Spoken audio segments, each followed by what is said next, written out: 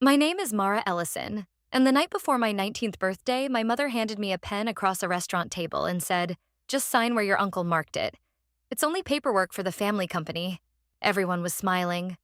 My father was smiling. My uncle Victor was smiling. My older brother Caleb was already recording me on his phone saying, "Big adult moment, Mara.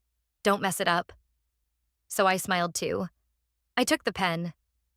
Then I excused myself to the restroom, walked out the back door, got into my car, and drove straight to the county clerk's office drop box, where I filed the one document my grandmother had told me to use only if my family ever tried to make me choose between love and obedience. By morning, the controlling shares of Ellison House, the waterfront inn my grandmother built from nothing, were locked under a protective voting trust. My parents could not sell them. My uncle could not pledge them as collateral. My brother could not touch them. And the $3.4 million deal they had secretly signed with a resort developer collapsed before breakfast. My mother called me ungrateful. My father called me dangerous. My uncle called a lawyer. And my brother, who had spent years pretending I was the weak one, finally realized that the girl they had trained to stay quiet had been listening the whole time. Before I tell you what happened next, please hit like and subscribe. Drop your city and local time in the comments. I love knowing where you're listening from. Now let me take you back 8 years to the first time my grandmother showed me the locked room beneath Ellison House and told me, "A family can love you and still be willing to spend you." I was 11 years old the first summer Grandma Ruth let me stay at the inn for more than a weekend. Ellison House sat at the edge of Briar Cove, a gray shingled building with white trim, deep porches, and blue hydrangeas that leaned over the walk like they were trying to listen to every secret guests carried inside. The ocean was behind it, close enough that you could hear the waves through the kitchen windows when the wind turned. At night, the whole place smelled like salt, lemon polish, and the cinnamon rolls Grandma baked before sunrise. My parents called it the inn. My uncle Victor called it the asset. Grandma called it the house that remembered us. That first morning, she woke me at 5:30 by tapping twice on my bedroom door. "Shoes on, Mara. The bread won't proof itself." I dragged myself downstairs in a sweatshirt too big for me and found her already in the kitchen, her silver hair pinned back, her apron tied tight around her waist, flour dusting the front of her dress. She gave me a wooden spoon and pointed to a bowl of dough. "Fold, don't punish," she said. I folded. Badly. She didn't laugh. She stood beside me and guided my hands. "You can tell how a person was treated by the way they touch things they're responsible for," she said. I thought she was talking about dough. She was not. That summer, I learned Ellison House from the inside out. I learned which floorboards creaked on the east stair. I learned that room 6 always needed an extra blanket because the vent stuck half open. I learned how to balance the cash drawer, label pantry shelves, write thank you cards for returning guests, and polish silver without rubbing the pattern off. Grandma Ruth never made me feel like a child getting in the way. She made me feel like an apprentice. My father, Daniel, hated that. Not loudly at first. My father rarely started loud. He started reasonable. He had a way of making selfishness sound like common sense. "Mara shouldn't be working all summer," he told Grandma one Sunday after church. "She needs to be a kid." Grandma looked at me across the kitchen where I was refilling sugar jars. "Does she look unhappy to you?" Dad turned. I froze with the scoop in my hand. He smiled at me, but there was a warning under it. "She doesn't know what she wants yet." Grandma wiped her hands on her apron. "Then it's a good thing someone is showing her what work with dignity looks like." That was the first time I saw my father's face change around his mother. Not anger exactly, resentment. Like she had something that should have belonged to him simply because he had been born first.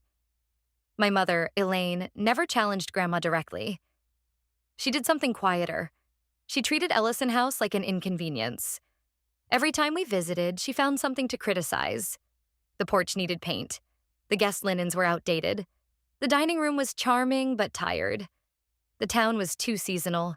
The whole place was too much work for one old woman. And always, eventually, she would say, "Ruth, you could sell while the market is high. You deserve to enjoy yourself." Grandma would pour tea and answer the same way every time. I am enjoying myself. My Uncle Victor was different. He did not pretend to care about Grandma's comfort. He cared about numbers. Victor was my father's younger brother, but he carried himself like the family had been placed on Earth to disappoint him. He wore expensive watches, drove cars he leased, and talked about leverage as if it were a moral virtue. When I was 12, he brought a man named Mr. Langford to Sunday dinner at the inn. Mr. Langford wore tan loafers and looked at the ceilings more than he looked at people. "This building has incredible redevelopment potential," he said while Grandma carved chicken at the head of the table. Grandma did not look up. "It has guests upstairs." Victor laughed too loudly. "Mom, don't be dramatic. He's just saying the location is valuable."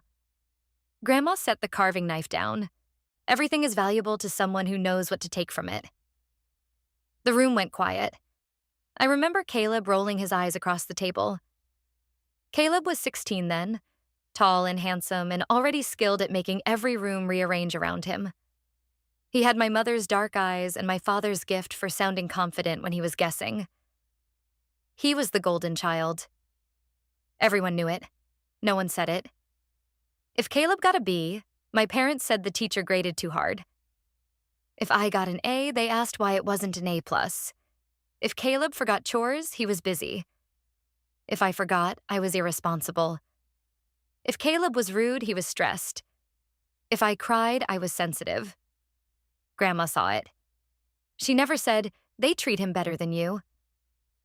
Instead, she gave me work that proved I was capable. By 13, I could run the breakfast service alone if a server called out. By 14, I knew which vendors padded invoices and which guests always tried to sneak an extra person into a single room. By 15, I could read the monthly ledger better than my father could. That mattered later. At the time, it just felt like someone trusted me. The locked room was under the back staircase, behind a narrow door I had always assumed led to pipes. Grandma opened it one rainy afternoon when I was 13. Inside were metal filing cabinets, old ledgers, boxes of photographs, rolled architectural plans, and a heavy safe bolted to the concrete floor. "This," she said, switching on the light, "is the part of a dream nobody wants to see." I stepped inside carefully. It smelled like paper, dust, and cold stone. She opened the top drawer of a cabinet and showed me folders labeled by year: tax returns, insurance policies, payroll records, deeds, vendor contracts, maintenance logs. "Love keeps a place alive," Grandma said. "Paper keeps wolves from taking it." I laughed because I thought she was joking. She looked at me. "I'm not joking, Mara." Then she showed me the blue folder. On the tab, written in her neat block letters, were the words, "Ellison House Succession." I didn't understand half of what she explained that day. Operating company, property company, voting shares, minority interests, trust protections, right of first refusal, deadlock provisions, transfer restrictions.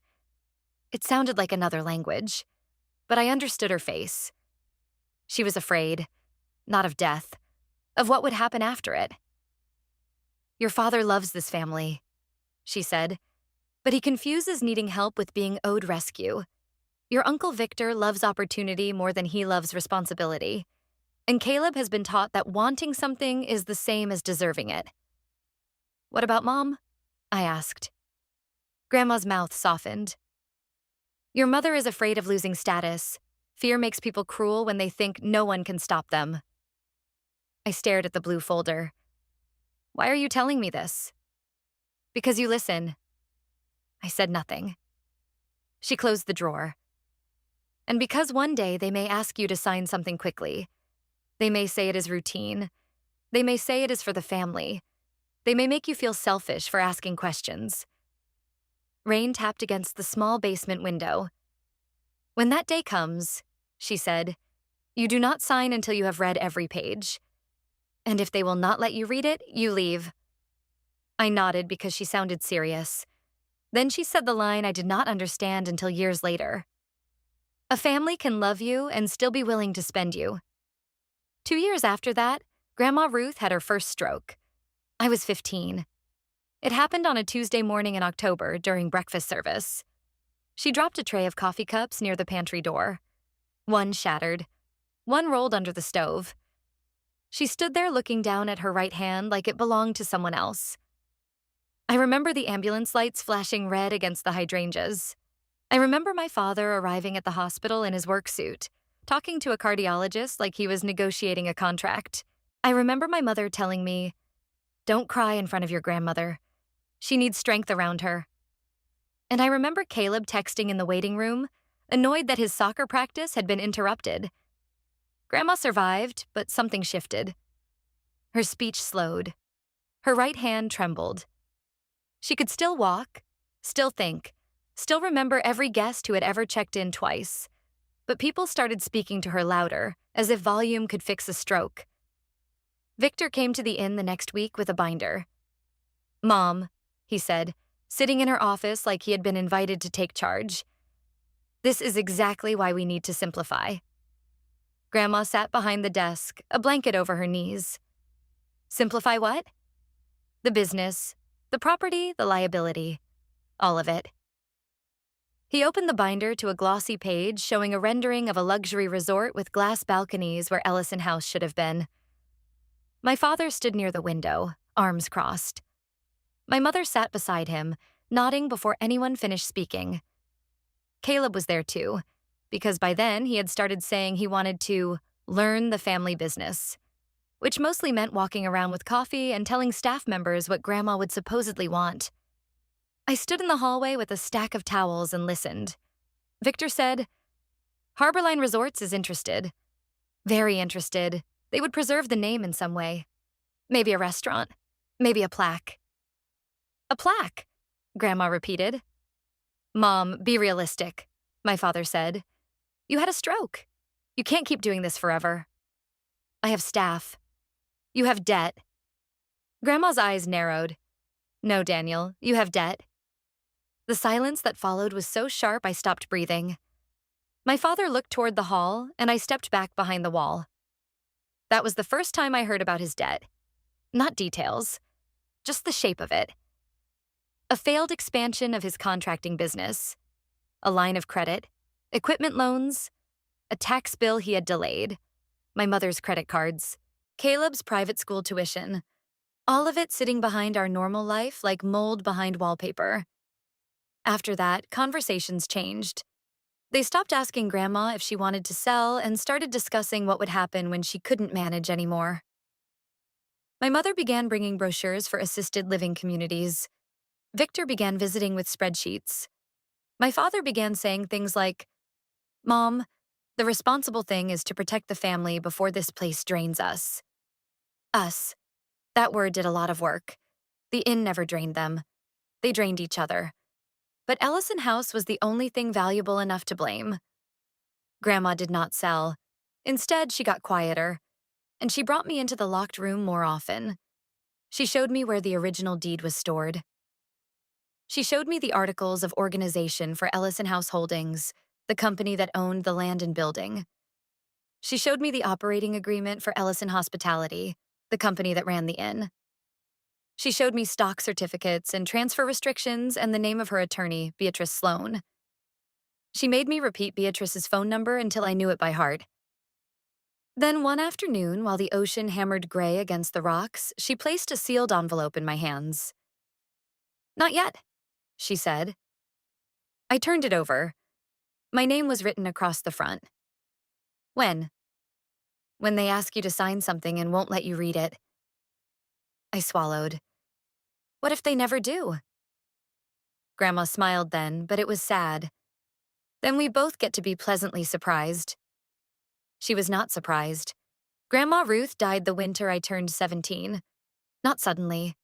Not dramatically. Quietly in her room on the second floor of Ellison House, with the ocean outside and the quilt her mother had made folded across her knees. The funeral was packed. Former guests flew in. Staff members cried openly. The mayor spoke.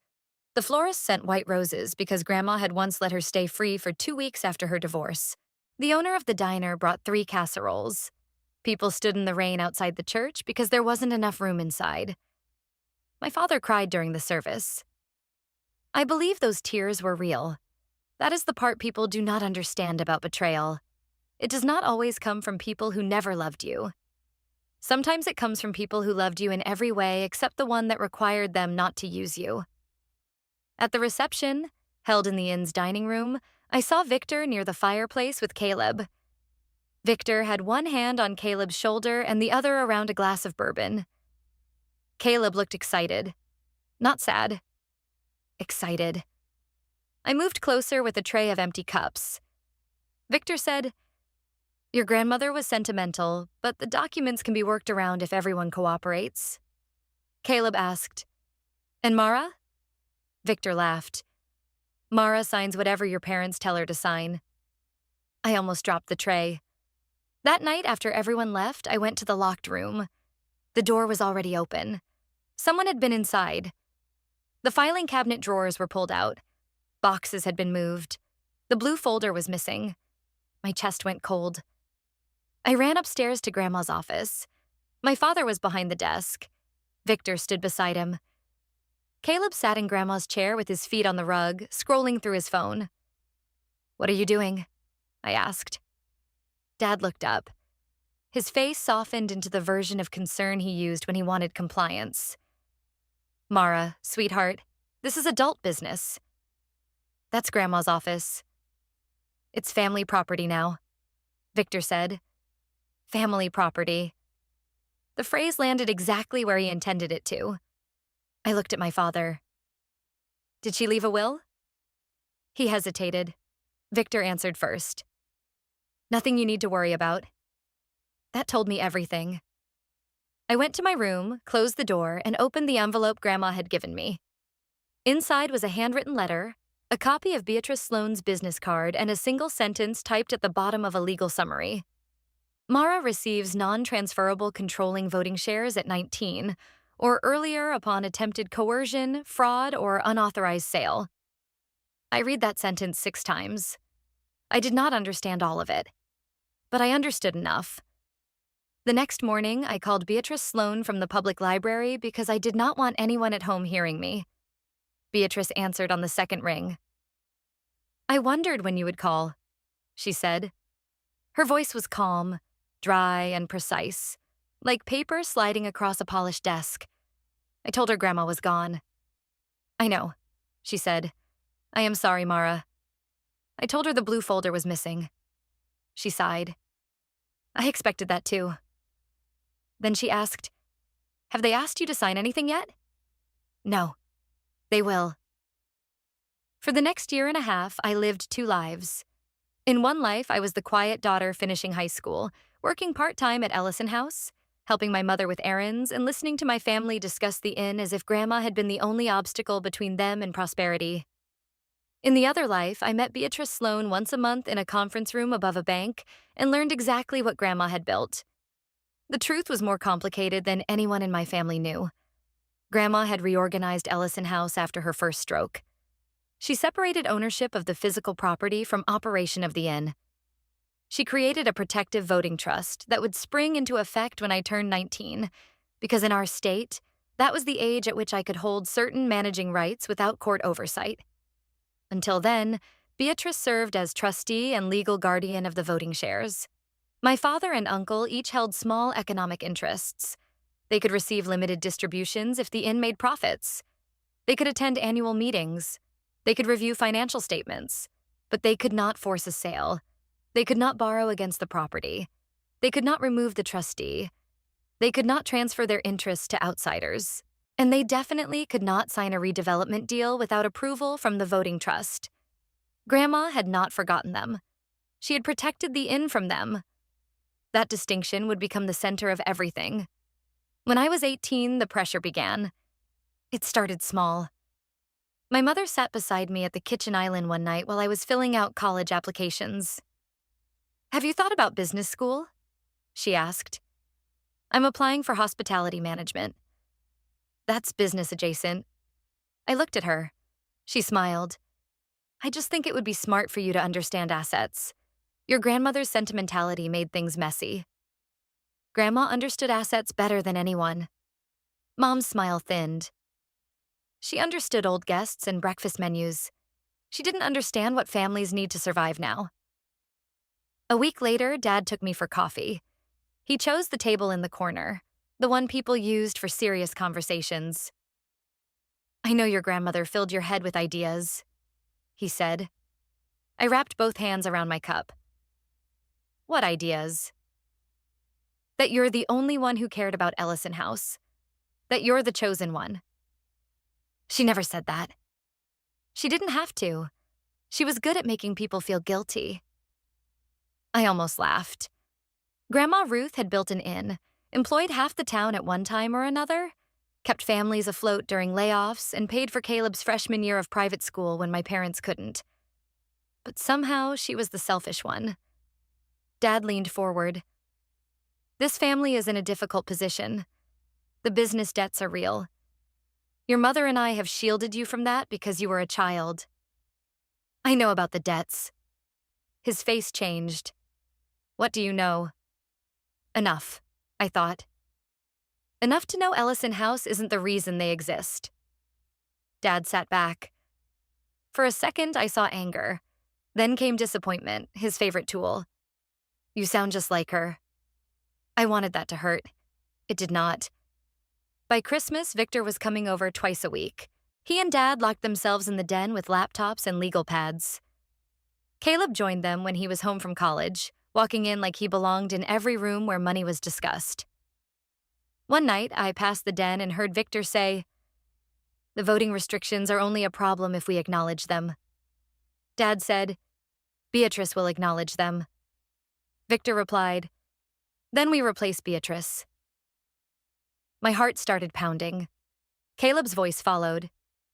"How?" Victor said, "By showing Ruth lacked capacity when she changed everything." I stood in the hallway, holding a basket of laundry, and listened to my family plan to rewrite my grandmother's mind after she was dead. Dad said, "She had the stroke before the restructuring." "Exactly," Victor said. "We argue undue influence, confusion. Mara was around constantly. Beatrice was close to Mom. We painted as manipulation." Caleb laughed. "Grandma being manipulated by Mara? Come on." For 1 second, I thought he might defend me. Then he added, "No one will believe Mara was smart enough." The room laughed. Quietly, like men sharing a private joke. I went upstairs, locked my door, and called Beatrice. "They're going to challenge Grandma's capacity." "I know," Beatrice said. "How could you know?" "Because people who want to steal from the dead usually begin by saying the dead were confused." She told me Grandma had anticipated this too. Medical evaluations, witness statements, video recordings, letters, board minutes, doctor certifications. Everything dated, signed, and stored in duplicate. One copy was in Beatrice's office. One copy was in a safe deposit box. One copy was somewhere inside Ellison House. "Where?" I asked. "That," Beatrice said, "is for you to find when you need it." Grandma loved lessons. Even from beyond the grave, she was making me earn my answers. I found the copy 2 months later. It was in the oldest guest register, the leather one kept under glass in the hallway. I had walked past it my whole life. Guests from 1949 had signed their names in fading ink. The pages were brittle at the edges. Grandma used to say every name in that book was proof that somebody had come through the door needing rest. One rainy Saturday, I noticed the register's back cover did not sit flat. Inside was a false panel. Behind it was a flash drive taped to a folded note. "Mara, if you are reading this, they are closer than I hoped. Do not argue from emotion. Argue from records." On the flash drive were scans of everything. The doctor's letter saying Grandma was competent after her stroke. The video of her signing the restructuring documents, clear-eyed and annoyed that everyone kept asking if she understood. The letter explaining why she was giving me future control. The attorney's notes, the independent valuation, the tax analysis, and one audio recording from the year I was 16. In it, Victor told Grandma, "If you won't sell while you're alive, don't blame us for cleaning up your mess after you're gone." Grandma answered, That is exactly why you will not be given the broom. I sat on the floor beneath the display case and cried so hard I had to cover my mouth. Not because I was scared, because she had known. She had known all of it, and she had still loved them. That is the part that hurt most. Spring came. My 19th birthday approached. The legal structure was simple in one sense and brutal in another. At 19, I would sign a formal acceptance as successor voting beneficiary. Beatrice would file the acceptance and a protective notice with the state business registry and county land records. From that moment, any attempted sale, loan, transfer, or encumbrance involving Ellison House would require my approval and Beatrice's certification. Until then, my family might still try to create chaos. A fraudulent board resolution, a fake member consent, a temporary restraining order, a smear campaign claiming I manipulated Grandma. Beatrice did not scare easily, but she did not underestimate desperate people. Desperation makes bad lawyers look useful, she told me. 3 weeks before my birthday, Harborline Resorts appeared. Not openly. At first, it was a van parked across from the inn with 2 men in jackets taking photographs. Then a surveyor showed up near the dunes and said he had permission from ownership. I asked whose ownership. He checked his clipboard. Ellison Family Development Group. There was no such company. Not officially. I called Beatrice. Within an hour, she found the registration. Ellison Family Development Group, LLC, had been created by Victor 4 days earlier. Members listed: Victor Ellison, Daniel Ellison, Caleb Ellison. Not me. Not Beatrice. Not Ellison House Holdings. A shell company dressed in my last name. That evening, my father announced a family meeting. The 4 of them were waiting when I arrived at my parents' house. Dad at the head of the dining table. Mom beside him. Victor with his laptop. Caleb leaning back in his chair like he was bored by a movie he had already seen. There was a folder at my place. I did not sit. Dad sighed. Mara, please don't make this dramatic.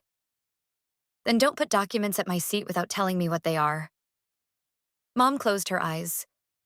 This is exactly what I mean. You've become impossible to talk to. Victor smiled. Actually, the documents are very straightforward. We're creating a unified family management structure for Ellison House. What does that mean? It means, Caleb said, we stop letting a lawyer and a breakfast menu run a multi-million-dollar property. I looked at him. Did you come up with that yourself? His smirk disappeared. Dad tapped the folder. This gives the Family Development Group authority to negotiate on behalf of the property. Nothing final. Just negotiations. I opened the folder. The first page was titled, Consent of Beneficial Interest Holder. My name was already typed under a signature line. I turned the page. Appointment of manager. Next page. Authorization to explore sale, lease, financing, or redevelopment. Next page. Waiver of objection to prior negotiations. There it was. Prior negotiations. They had already done something. I looked up. What did you sign? Nobody answered. Victor's smile grew thinner. Mara, you don't need to worry about that. What did you sign? Dad said. A letter of intent. With whom? Harborline Resorts. My mouth went dry. How much? Caleb said. Enough. I looked at him. How much? Victor folded his hands. $3.4 million for the land, with an earn-out if redevelopment approvals pass. $3.4 million. The number moved around the room like a storm cloud. My father's debt was maybe $400,000 if every rumor was true. Victor owed people money, though I did not know how much. Caleb had student loans and a lifestyle built on my parents pretending he was an investment. $3.4 million would make them all feel forgiven. That was the danger. Money that large does not just tempt people. It rewrites their memory of who they were before they wanted it. The inn is not for sale, I said. Mom's face hardened. The inn is not yours yet. Yet. That word told me they knew more than they had admitted. Dad stood. You are 18 years old. You have no idea what it costs to maintain that place. I know the monthly payroll, the insurance premium, the property tax schedule, the vendor contracts, and the deferred maintenance list for the West Porch. Caleb laughed. Congratulations. You can read spreadsheets. And you can't read a room. His chair scraped back. Dad slammed his hand on the table. Enough. The old version of me would have flinched. I didn't. Victor slid a pen across the table. Sign the consent, Mara. It does not sell anything today. It simply allows us to operate as a family. I looked at the pen. Grandma's voice rose in my memory. If they will not let you read it, you leave. I'm taking these to Beatrice. Mom stood so fast her chair hit the wall. No. I looked at her. For the first time, I saw not fear for the family, but fear that I knew too much. She softened immediately. Mara, honey, lawyers complicate things. This is between us. No. This is about legal ownership of a business and property. Dad stepped toward me. You walk out with those papers, you are choosing that lawyer over your family. I put the folder under my arm. No, Dad. I'm choosing to read before I sign. I left. No one stopped me. Not because they respected my choice. Because they thought they had time. They didn't. That night, Beatrice reviewed the documents while I sat across from her in her office, my knees pressed together, my hands clenched in my lap. She read silently for 20 minutes. Then she removed her glasses. This is worse than I expected. My stomach dropped. What does it do? If signed, this would retroactively ratify their unauthorized negotiations, appoint Victor's shell company as manager, waive your right to object to prior acts, and permit sale, lease, financing, or redevelopment without further consent. So they lied. They minimized. That's a polite way to say lied. It is my job to be polite in writing. She reached for another file. Harborline has likely been told your signature is a formality. They may have already spent money relying on that representation. What happens if I don't sign? They pressure you harder. What happens if I turn 19 before they get my signature? We file immediately. Their deal becomes practically impossible without litigation they are unlikely to win. I breathed out. My birthday is in 19 days. I know. She slid a new document toward me. This is the acceptance you will sign at midnight on your birthday. I have also prepared a protective notice, a trustee certification, an objection letter to Harborline, and a demand that your father, uncle, and brother cease representing authority they do not have. I stared at the stack. Grandma really planned for all of this? Beatrice's face softened. Your grandmother planned for human nature. It is less romantic than people think, but far more useful. The next 19 days were the longest of my life. My family became kind. That was the frightening part. Not angry. Not at first. Kind. Mom made my favorite soup. Dad fixed the broken taillight on my car without being asked. Caleb invited me to lunch, something he had not done voluntarily since I was 12. Victor sent me an article about young entrepreneurs and wrote, "Proud of the woman you're becoming." Every gesture had a hook in it. At lunch, Caleb ordered for both of us before I could speak. He chose a restaurant overlooking the marina, the kind of place where he could be seen. I know things have been tense, he said. That's one word. He smiled. You always do that. Do what? Act like you're the only honest person in the room. I took a sip of water. I don't think I'm the only honest person in every room. Just in our family? I said nothing. He leaned back. Look, Mara, I get it. Grandma made you feel special. She needed someone to validate her obsession with that place. It wasn't an obsession. It's a building. It's a business, a home, a legacy, a place where people worked for decades. It's wood and plumbing on land worth millions. There he was, not hidden, not polished, just honest for once. He leaned forward. Do you know what 3.4 million means? Dad gets out from under the bank.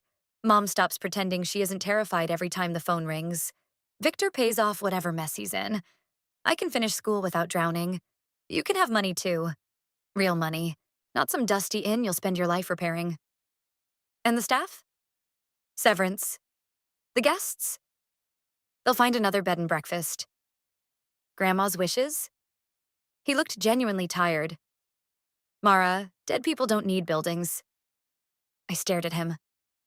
No, but living people need promises. His face changed then. The charm slipped. You know, everyone thinks you're sweet because you're quiet. But you're not sweet. You're stubborn. And selfish. There it was. The word they had been saving. Selfish. It is amazing how often people use that word when you refuse to hand them what they want. I left before the food came. 4 days before my birthday, my mother came into my room without knocking. I was packing a weekend bag for the inn. She shut the door behind her. For a second, she looked exhausted. Not angry. Just worn down by years of pretending appearances were stronger than facts. Mara, she said, I need you to listen as my daughter, not as Ruth's little soldier. I set down a sweater. Okay. If we don't get this deal, your father may declare bankruptcy. I'm sorry. We may lose the house. I'm sorry. Caleb may have to leave school. He can get loans like everyone else. Her eyes flashed. That is your brother. I know. Do you? Because you are acting like that inn matters more than all of us.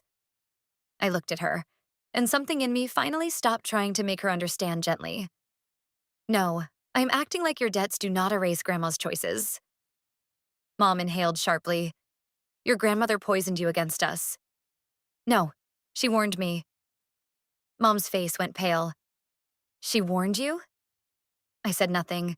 She stepped closer. What exactly did she say? I picked up the sweater again. She said not to sign anything quickly. Mom laughed once, but it cracked in the middle. So that's it. She turned you into this. No, Mom, you did. The room went silent. I had never spoken to her that way. Not once. She looked at me as if I had slapped her. Then she opened my desk drawer. What are you doing? She pulled out notebooks, envelopes, receipts. Mom, stop. She moved faster. Where are the documents? My voice went cold. Get out of my room. She froze. Then quietly she said, if you destroy this family, do not expect us to keep pretending you belong in it. She left. I stood there shaking, staring at the open drawer. That was the moment I understood that love in my family had become conditional on access. Access to money? Access to property. Access to my signature. If I closed the door, they would call it betrayal. 3 days before my birthday, Victor made his move. He showed up at Ellison House with 2 men from Harborline Resorts. I was at the front desk checking in a couple from Vermont when the front door opened and Victor walked in like he owned the air. Behind him were Mr. Langford, older now but wearing the same tan loafers, and a woman in a navy suit carrying architectural plans. Victor clapped his hands once. Mara, good. We're going to take a quick tour. The couple at the desk glanced at me. I smiled at them. Your room is ready. Breakfast is from 7 to 10. If you need anything, dial 0. They took their keys and disappeared upstairs. Then I looked at Victor. No tours without authorization. He laughed. I am your uncle. You are not management. His smile vanished. The woman in the navy suit looked uncomfortable. Victor stepped closer and lowered his voice. Do not embarrass me in front of buyers. They're not buyers. The property is not for sale. Mr. Langford cleared his throat. Our understanding is that a family authorization is pending. Your understanding is wrong. Victor hissed. Mara. I turned to the woman. If your company has been told Victor Ellison can sell or represent this property, you should verify that with Beatrice Sloan before spending another dollar. Her expression sharpened at Beatrice's name. You have counsel? Yes. Victor's face turned red. This is a family matter. No, I said. This is a legal matter happening in the lobby of an operating inn. Guests had started listening from the parlor. Mrs. Alvarez, who had worked housekeeping for 23 years, stood at the hall entrance with a basket of towels, watching Victor like she was memorizing him for a police sketch. The woman in the navy suit closed her folder. "We should leave." Victor turned on her. "We have an agreement. We have representations," she said, "which we will now verify." They left. Victor stayed behind. His voice dropped so low only I could hear. "You think you're clever because an old woman filled your head with paperwork. You have no idea what people do when money like this is on the line." For 1 second, I was 13 again, standing in the basement while Grandma said wolves. Then Mrs. Alvarez called from the hallway, loud enough for everyone to hear. "Mara, do you want me to call Ms. Sloan or the police?" Victor looked at her, then at me. Then he left. I called Beatrice. She listened without interrupting. Then she said, "They have moved from pressure to interference. We will be ready." The night before my birthday, my family threw me a dinner. Not a party. A dinner at the same waterfront restaurant where my mother would later hand me the pen. The reservation was for 8 people. My parents, Caleb, Victor, Victor's wife Anna, my cousin Sophie, me and Mrs. Bell, Grandma's oldest friend, who had been invited by my mother because appearances mattered even in ambushes. Mrs. Bell was 81, tiny, sharp-eyed, and had once thrown a drunk guest out of Ellison House by hitting him with a broom. Grandma adored her. I knew something was wrong the moment I arrived. Everyone was too polished. My father wore a tie. My mother wore pearls. Victor had shaved. Caleb was sober. That was the real warning. They had ordered champagne. I was still 18, but nobody seemed concerned. Dad gave a toast before appetizers. "Tamara," he said, lifting his glass. 19 tomorrow. A new chapter.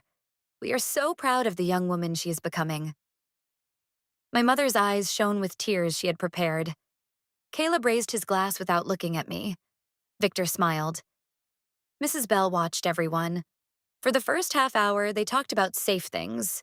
Weather, college, the inn's occupancy rate, a cousin's baby. Then dessert came. Cheesecake with a candle in it. Everyone sang. I blew out the candle. My mother reached into her purse and placed a folder on the table. "There's one more birthday thing," she said. My pulse slowed, not sped up, slowed. Like my body had been waiting for the trap and finally saw the shape of it. Dad said, "Mara, this is just to bring everyone onto the same page before tomorrow." Victor added, "A formality." There it was, a formality. The most expensive lie in the English language. Mom opened the folder and placed a pen beside it.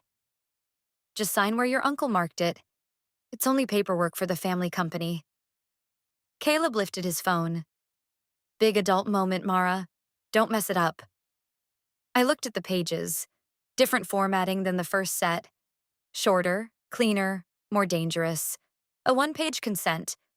A certification that I had received independent advice. A waiver of claims. And a signature line. My name, already highlighted. I smiled. I nodded. "I need to use the restroom." Mom's hand landed on my wrist. "It'll only take a second." I looked down at her hand, then back at her. "I need to use the restroom."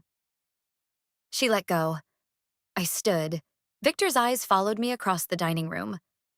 I did not go to the restroom. I walked through the side hall, past the kitchen, out the back door, and into the cold night air. My car was parked under a street lamp. I got in. My hands were steady. That surprised me. I drove 12 minutes to the county clerk's office. The building was closed, dark except for the security light over the document drop box. Beatrice was waiting in her car across the street. She got out with a folder. "You're sure?" she asked. "They brought a waiver."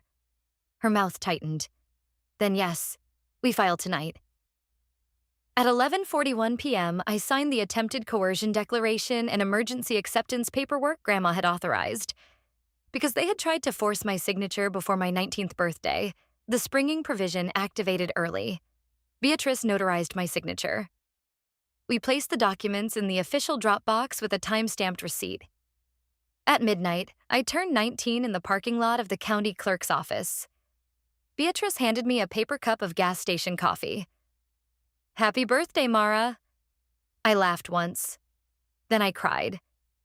Not because I was sad, because I was tired of being brave in parking lots. Beatrice stood beside me without touching my shoulder. That was one of the things I liked about her. She never comforted by claiming things were fine. She just stayed. At 12:08 a.m., my phone started ringing. Mom, Dad, Caleb, Victor, Mom again. Then a text from Caleb. "Where the hell are you?" Then one from Dad. "Come back now. Do not embarrass this family further." Then one from Mom. "Mara, please. You're making this bigger than it has to be." Then Victor. "You have no idea what you just did." I typed back one sentence. "You're right. Beatrice does." Then I turned off my phone and drove to Ellison House. I slept in Grandma's room for the first time since she died. Not well, but deeply enough that when morning came, I felt as if the house had held me down until the storm passed over. At 8 a.m., the county clerk's office opened. At 8:07, Beatrice's filing was processed. At 8:19, the state business registry reflected the protective voting trust activation. At 8:33, Beatrice recorded the trustee's certification against the property records. At 8:46, she emailed Harborline Resort's legal department a notice of unauthorized representation, attaching the registry filing, the property certification, and a demand that all negotiations with Ellison Family Development Group cease immediately. At 9:12, Harborline's general counsel called her. At 9:27, my father called me. I was in the inn kitchen making cinnamon rolls because my hands needed something to do. When I answered, he did not say happy birthday. He said, "What did you file?" I looked at the dough beneath my palms. "What Grandma told me to file if you tried to make me sign something I couldn't read." Silence. Then, "You left your mother crying in a restaurant." "You handed me a waiver in a restaurant." "Mara." "No, Dad. Say it correctly." His breathing changed. "You don't understand the damage you've done." "I understand the damage you were trying to do." Another silence. Then his voice dropped. "Harborline is threatening to sue." "Who?" "Victor, me, Caleb, the development group." "For what?" "Misrepresentation, bad faith, interference. I don't know. Lawyers use words like weapons." "No," I said quietly. "They use words like records." He hung up. I kept folding dough. "Fold, don't punish." Grandma's voice again. I wondered how many times I would hear her before it stopped hurting. By 10:30, everyone knew something had happened. Staff knew because Victor called the front desk 6 times and shouted at 3 different people before Mrs. Alvarez disconnected the phone. The town knew because Harborline's survey crew packed up and left the cove without finishing. My cousin Sophie knew because Caleb posted a vague story about betrayal and people who choose dead buildings over living family. Mrs. Bell knew because she showed up at the inn with a lemon cake and said, "I assume the fool stepped in it." I hugged her harder than I meant to. She patted my back. "Ruth told me you would do the right thing." "You knew?" "Not details." "How much did she tell you?" Mrs. Bell set the cake on the counter. She said, "If Mara ever looks like the whole family is standing on one side and she is standing alone, remind her the house is standing with her." I pressed my hand over my mouth. Mrs. Bell pretended not to see me cry. That afternoon, Harborline sent formal demand letters. Victor received his by email first. Caleb received his through the development group account. Dad received his at home. I learned later that my mother opened it because Dad was at the bank trying to explain why the expected development deposit had not arrived. The demand letter alleged that Ellison Family Development Group had knowingly or recklessly represented authority to negotiate redevelopment and sale rights for property it did not control. Harborline had spent money on environmental studies, architectural concepts, legal review, preliminary marketing, and municipal outreach based on those representations. They wanted reimbursement. They reserved the right to seek damages. They demanded preservation of all communications. That last phrase made Victor panic. Because communications meant emails, texts, draft agreements, voice messages, and Victor had written things down. People like Victor always think written words are dangerous only when other people write them. At 5 that evening, my family came to Ellison House. All of them. Dad, Mom, Caleb, Victor, and even Aunt Anna, who usually floated around conflict pretending not to know where the sound was coming from. They came in through the front door while guests were in the parlor having tea. I was behind the desk. Victor pointed at me. You. Mrs. Alvarez emerged from the hallway so fast I wondered if she had been waiting with a broom. I said, "Office, now." We moved into Grandma's office. Not my office yet. I still thought of it as hers. Dad shut the door. Victor started first. Withdraw it. No. You have no idea what Harborline can do to us. I know what you did to yourselves. Caleb laughed bitterly. There she is, St. Mara of the bed and breakfast. I turned to him. You signed as a member of a company created to sell something you didn't own. I signed what Dad told me to sign. Dad flinched. Good. Mom stepped forward. This is enough. We are not doing this in Ruth's office. I looked at her. You searched my room. Her face tightened. That has nothing to do with this. You tried to make me sign a waiver. We were trying to protect the family. From what? Grandma's legally documented wishes? Victor slapped his hand onto the desk. Ruth was not in her right mind. The room went still. I walked to the bookshelf, pulled down the old guest register, opened the back panel, and removed the flash drive. Victor stared at it. What is that? The part you didn't find when you stole the blue folder. Dad looked at Victor. You took the folder? Victor's jaw worked. I secured family documents. You stole them from a locked room, I said. Dad turned back to me. What's on that drive? Medical letters, videos, witness statements. Your mother explaining clearly why she structured the trust the way she did. And an audio recording of Victor telling her not to blame him for cleaning up her mess after she died. Mom sat down slowly. Aunt Anna whispered, Victor. Victor's face had gone gray. Caleb looked from one adult to another, suddenly less amused. I plugged the drive into Grandma's computer. Beatrice had told me not to show them everything. Just enough. I opened the video. Grandma appeared on the screen in her office, thinner than I remembered, hair pinned back, eyes sharp. Beatrice's voice came from off camera. Ruth, can you state why you are creating the Protective Voting Trust? Grandma looked directly into the camera. Because my sons see Ellison House as a solution to problems they created elsewhere. I love them. I do not trust them with this place. My father made a sound like someone had stepped on his chest. On the screen, Beatrice asked, Are you acting under pressure from Mara Ellison? Grandma snorted. Mara is 16 and afraid to ask for extra syrup at restaurants. No, Beatrice, she is not pressuring me. Despite everything, I almost smiled. Beatrice asked, Why designate Mara? Grandma's answer was immediate. Because Mara knows the difference between keeping something and owning it. Because she asks what needs fixing before she asks what it is worth. Because she listens when a place tells her what it needs. Mom looked away. Dad covered his mouth. Victor stared at the floor. Caleb looked at me for the first time like I was someone he had miscalculated, not someone he could dismiss. I stopped the video. The silence lasted so long that I could hear the old clock ticking in the hall. Then Dad said very quietly, She really said that. Yes. She thought that about me. I wanted to soften it. I wanted to say no. Dad, she loved you. She was scared. It wasn't that simple.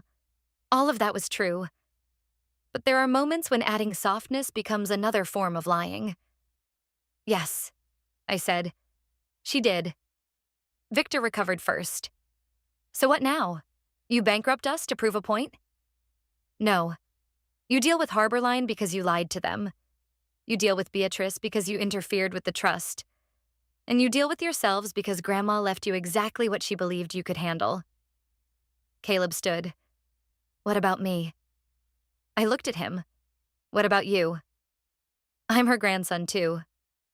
You received an education fund. He blinked. What? Dad looked up. I opened another file. Grandma set aside money for each grandchild.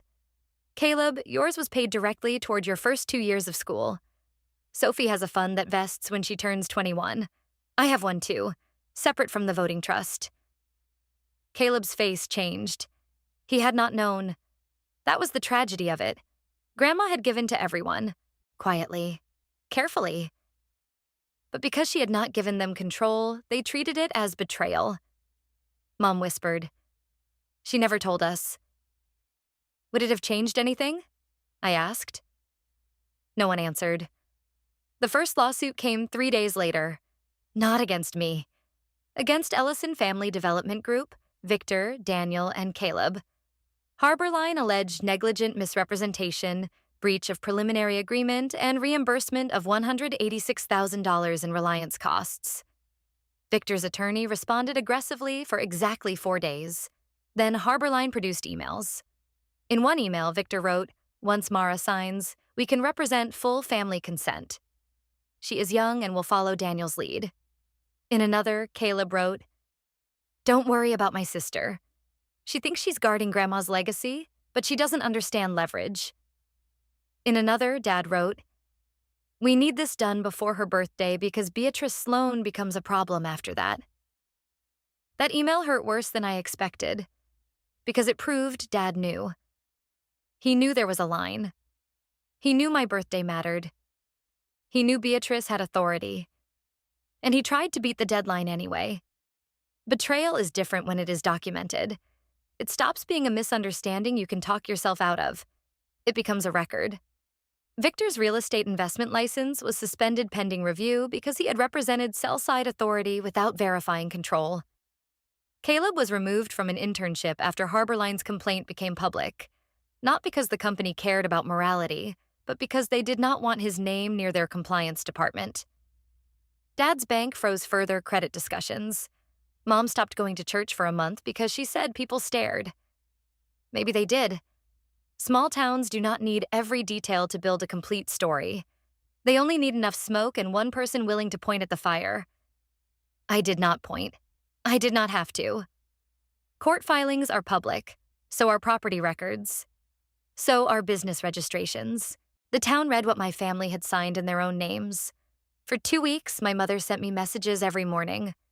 Some were angry. "You have no idea what you've done to your father." Some were sad. "I miss my daughter."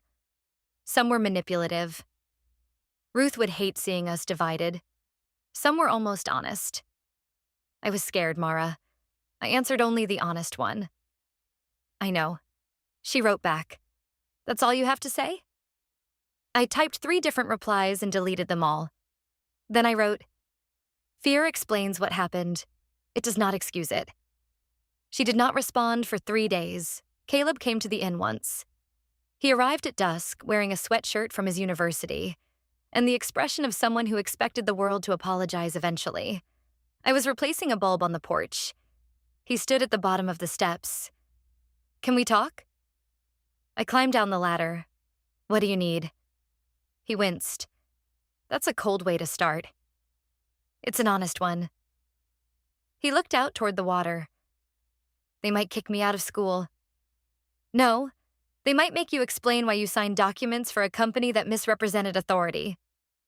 "You always do that now." "What?"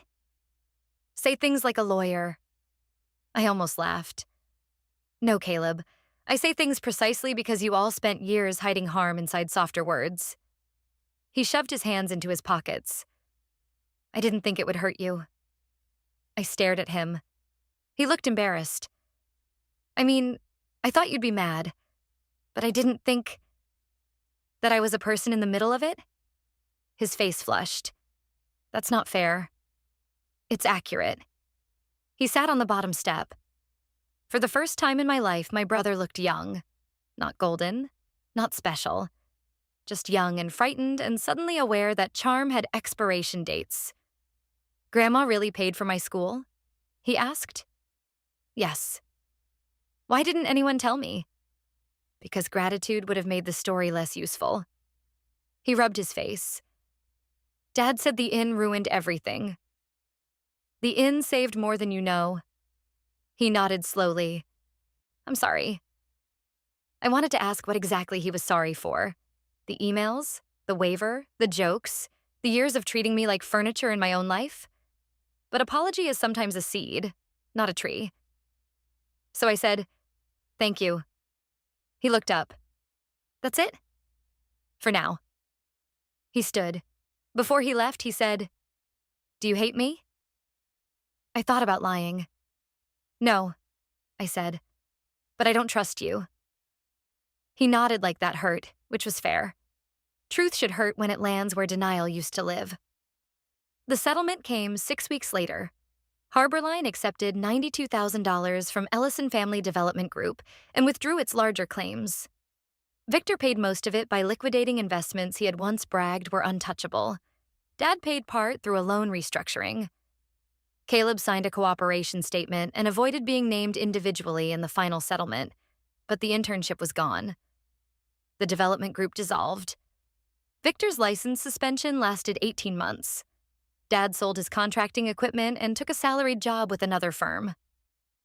Mom went back to work as an office manager for a dental practice, a fact she announced as if it were a personal reinvention rather than financial necessity. The house did not disappear. The family did not starve. No one's life ended because they could not sell Ellison House. That mattered.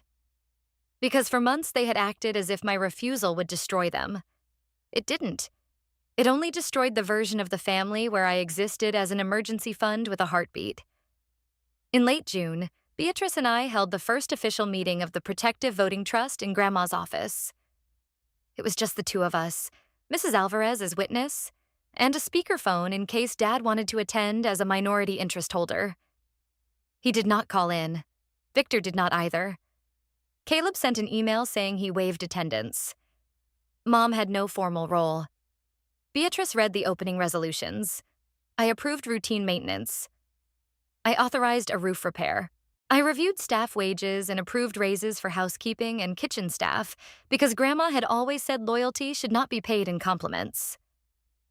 Then Beatrice handed me an envelope. "Ruth asked me to give you this after your first meeting." I knew her handwriting before I touched it. Mara, just my name. I opened it after Beatrice left. I sat at Grandma's desk, the office windows open, ocean air moving the curtains, and unfolded the letter. "My dear Mara, if you are reading this, then the storm came. I am sorry. I hoped I was wrong.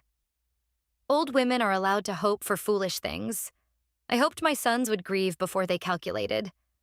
I hoped your parents would protect you before they protected their pride. I hoped Caleb would grow into gratitude before entitlement hardened around him. But hope is not a plan, and I did not build Ellison House on hope alone. You may be angry. You may feel guilty. You may wonder whether keeping this place cost you your family. Listen to me now. A family that requires you to abandon yourself to belong is not asking for love. It is asking for surrender. You do not owe surrender to anyone. Not to your father. Not to your mother. Not to your brother. Not even to me. If someday you choose to sell Ellison House because it is right, not because you were cornered, then I will not haunt you for it. Buildings must serve the living. But do not let frightened people call their fear your responsibility. Take care of the staff. Keep the porch painted. Replace the west boiler before winter. It has been threatening me since 2009. Do not let Victor near a signature page. Forgive if you can, but do not confuse forgiveness with access. I chose you because you understand that stewardship is not possession. It is attention. Pay attention. With all my love, Grandma Ruth, I laughed at the boiler line. Then I cried into both hands. Mrs. Alvarez found me 20 minutes later and pretended she had come in only to ask about laundry schedules. She placed a cup of tea on the desk. Your grandmother made people cry in this office all the time, she said. Usually vendors. I laughed again, wet and embarrassing. The first Sunday after the settlement, my father came to Ellison House alone. No Mom. No Victor. No Caleb. Just Dad, standing on the porch in jeans and an old jacket, holding a paper bag from the bakery. I almost did not let him in. That is the truth. Forgiveness sounds beautiful until the person who hurt you is standing at the door with pastries and a face full of regret you are not ready to manage. I opened the door anyway. Not wide. Enough.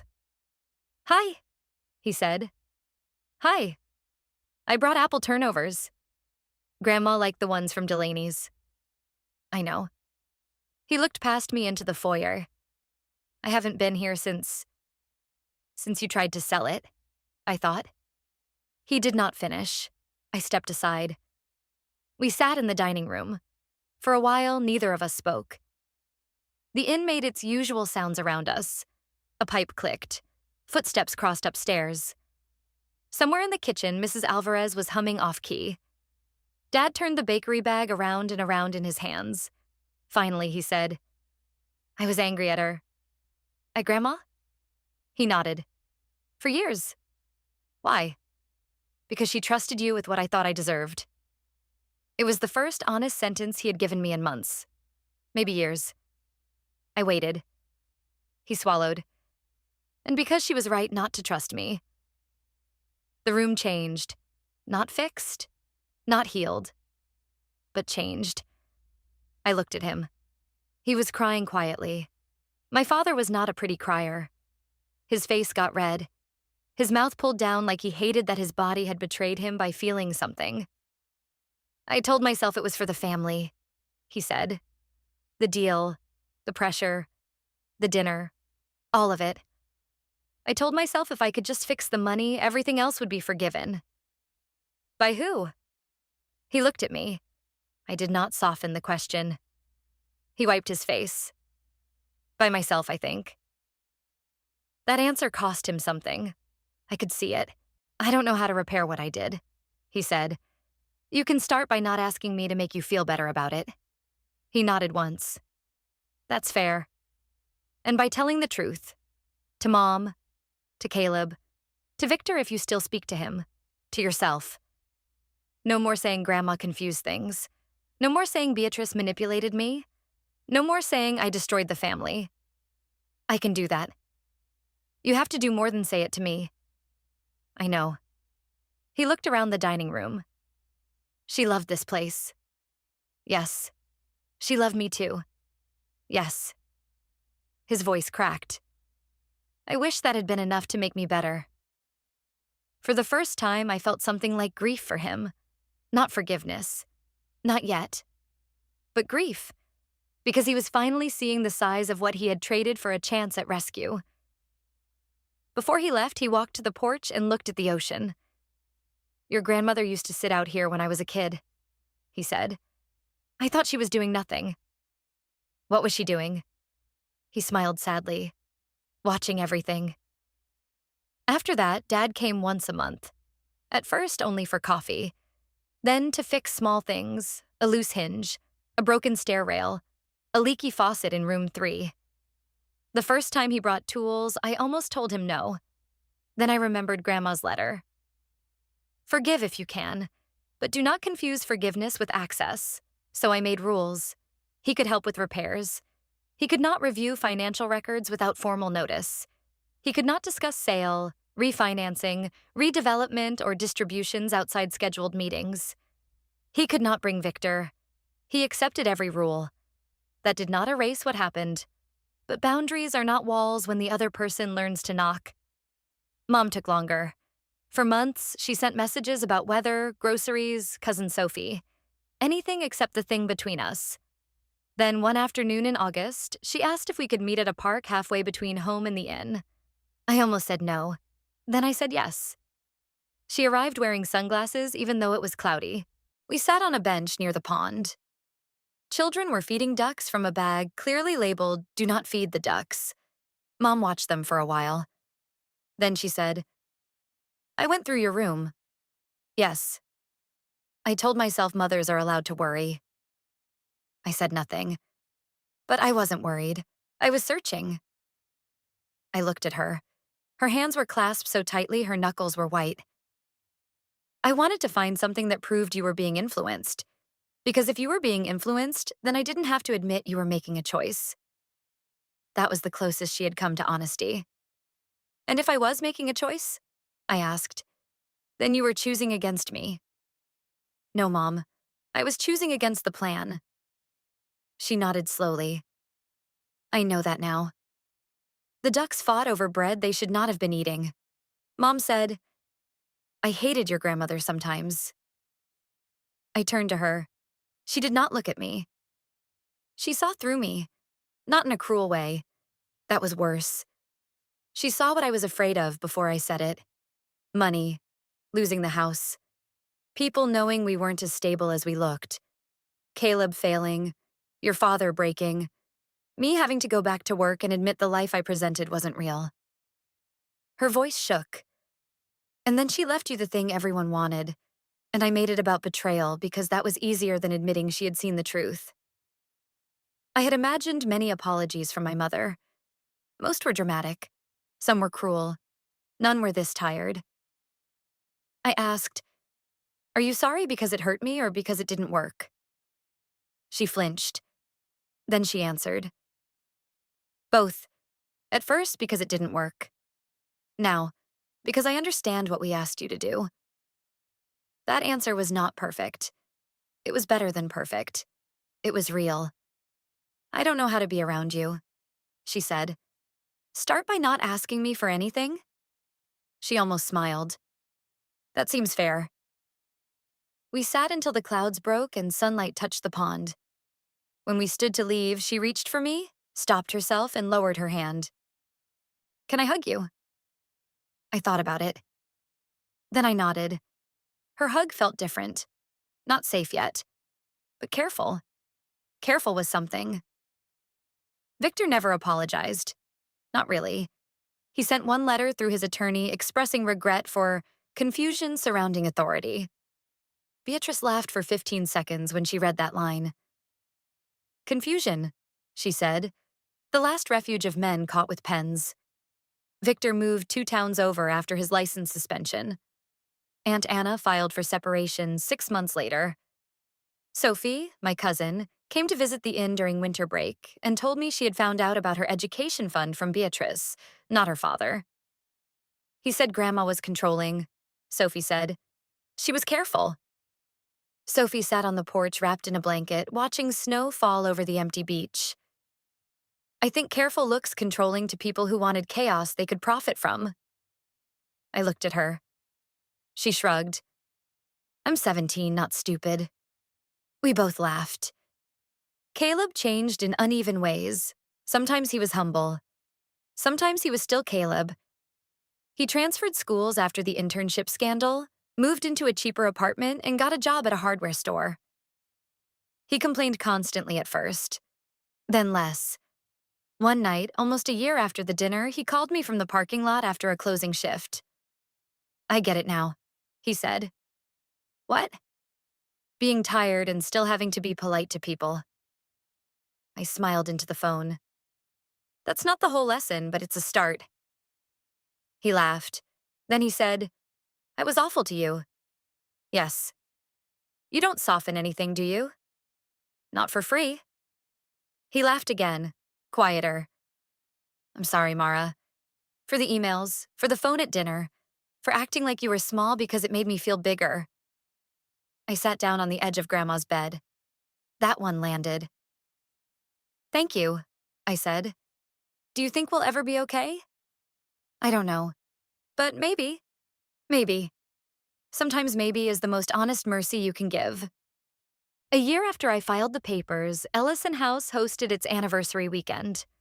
70 years since Grandma's parents had bought the building when it was a failing boarding house with a leaking roof and a dining room full of raccoons.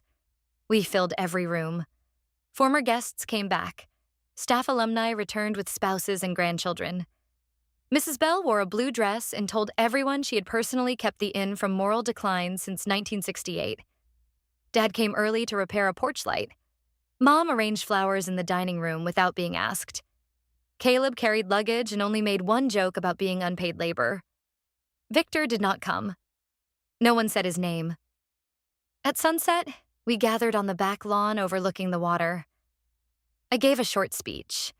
At least I planned for it to be short. I stood with Grandma's letter folded in my pocket and looked at the people gathered there. Staff, guests, neighbors, family, in pieces and in progress. I said, "My grandmother Ruth believed places remember how they are treated. When she left me responsibility for Ellison House, I thought she was giving me a building. I was wrong. She was giving me a test, not of whether I could keep every wall standing forever. Buildings change, businesses change, life changes. The test was whether I could tell the difference between value and worth." I looked at my father. He was crying again, still ugly, still honest. I looked at my mother.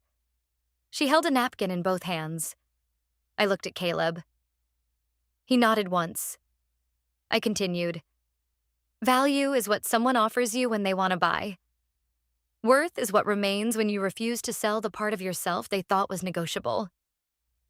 Mrs. Alvarez started crying, which made half the kitchen staff cry, which made me almost lose my place. So this weekend is not about preserving the past exactly as it was. It's about carrying forward what deserved to survive. Hospitality. Work with dignity. Promises kept. Doors opened for people who arrived tired, and records strong enough to keep wolves outside. Mrs. Bell shouted, "Amen." Everyone laughed. The ocean moved behind us, silver in the falling light. For the first time since Grandma died, Ellison House felt not like something I was defending, but something I was living inside. Later that night, after the guests went to bed and the staff went home, I walked through the quiet inn alone. The dining room smelled like candle wax and lemon cake. The front desk lamp glowed warm against the dark windows. The old guest register sat under glass, its secret already spent, its purpose fulfilled. I went into Grandma's office and opened the bottom drawer. Her letter was there now, in a folder marked Stewardship. Not ownership. Stewardship. I had written the label myself. I sat at her desk and thought about everything my family had called me. Selfish. Ungrateful. Manipulated. Cold. Dramatic. Dangerous. All because I said no. All because I treated a signature like it mattered. And that is what I want you to hear if you are listening to this while sitting in a room where people make you feel guilty for protecting yourself. A signature matters. A boundary matters. A question matters. Let me read it first. Matters. Why is my name on this? Matters. I need my own lawyer matters. No matters. People who benefit from your silence will often call your clarity betrayal. But sometimes what they call betrayal is just the first honest thing you have ever done for yourself. I did not destroy my family. I destroyed the arrangement where my family could destroy me politely. There is a difference. My relationship with my parents is not perfect now. It may never be. My father still carries shame like a heavy coat. My mother still struggles not to turn fear into control. Caleb is learning humility later than most people, but at least he is learning. We have Sunday dinners sometimes. Not every week. Not at my house unless I invite them. And when we sit at the table, nobody talks about selling Ellison House. That is the rule. One Sunday, months after the anniversary, Dad stayed after dinner to help me stack chairs in the dining room. He paused near the window and said, "Your grandmother would be proud of you." I looked at him. For once, I let the sentence be simple. I know. He nodded. No argument, no correction, no attempt to place himself inside the praise. Just a nod. That was progress. After he left, I went out to the porch. The night was cool. The ocean was black except where moonlight touched the waves. Somewhere down the beach, someone laughed. The hydrangeas moved in the wind like old ladies whispering. I thought about Grandma Ruth in the basement, showing me filing cabinets and telling me paper keeps wolves from taking what love built. I thought about my mother's hand on my wrist in the restaurant. I thought about the county drop box, the coffee Beatrice handed me, the way my phone lit up with calls from people who thought panic could still become authority if they used it loudly enough. And I thought about the sentence Grandma left me. A family can love you and still be willing to spend you. I understand it now. Love without respect can become appetite. Love without boundaries can become access. Love without honesty can become a story people tell while they take what is yours. So I keep the inn. Not because it is worth millions. Not because I won. Not because my grandmother chose me and that makes me special. I keep it because someone has to remember that not everything valuable is for sale when frightened people need money. Someone has to keep the porch painted. Someone has to replace the west boiler before winter. Someone has to read every page before signing. And for now, that someone is me. If this story made you angry, relieved, sad, or just a little less alone, tell me in the comments. Have you ever been called selfish for protecting what someone else wanted to take? Have you ever had to choose between keeping peace and keeping a promise? Drop your city and local time below. I read as many comments as I can. And if you know someone who needs to hear this, share it with them. Because sometimes the strongest thing you can do for your family is refuse to participate in the lie that hurting you will save them. That was my story. And this house is still standing. If this story made you feel something, anger, relief, heartbreak, or even just a little stronger than you felt before, then it did what I hoped it would. Now I have a question for you. If there was one thing in your life you had to protect no matter what, a home, a memory, a promise, or even your own peace, what would it be? Tell me in the comments. I read everyone. And if this story stayed with you, share it with someone who needs to remember that saying no does not make you selfish. Sometimes it means you finally understand your own worth. If you haven't subscribed yet, I'd love to have you here for the next story. Check the description for more stories like this.